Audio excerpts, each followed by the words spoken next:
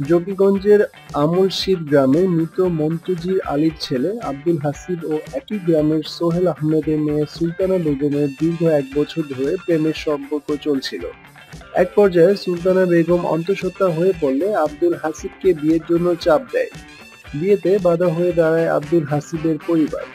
স্থানীয় UP chairman সহ এলাকার গণ্যমান্য ব্যক্তিবর্গের ধারে ধারে ঘুরেও কোনো কুলকিনারা করতে পারেনি সুলতানা বেগম। অন্তঃসত্ত্বা সুলতানা বেগম অবশেষে নিরুপায় হয়ে থানায় অভিযোগ করেন। জকিগঞ্জ থানা পুলিশ এসআই গৌতম সরকার বুধবার প্রেমিক হাসিবকে আটক করে থানায় নিয়ে আসেন। পরে জকিগঞ্জের থানার অফিসার ইনচার্জ মোহাম্মদ হাবিবুর রহমান হাওলাদার, স্থানীয় জনপ্রতিনিধি ও উভয় পক্ষের অভিভাবকদের উপস্থিতিতে উপজেলা কমিউনিটি পুলিশিং কমিটির সহায়তায় বৃহস্পতিবার রাতে থানায় বিয়ের আয়োজন করা হয়। উভয় পক্ষের সম্মতিতে ২ লাখ টাকা মোহরানায় তাদের বিবাহ কার্য সম্পন্ন হয়।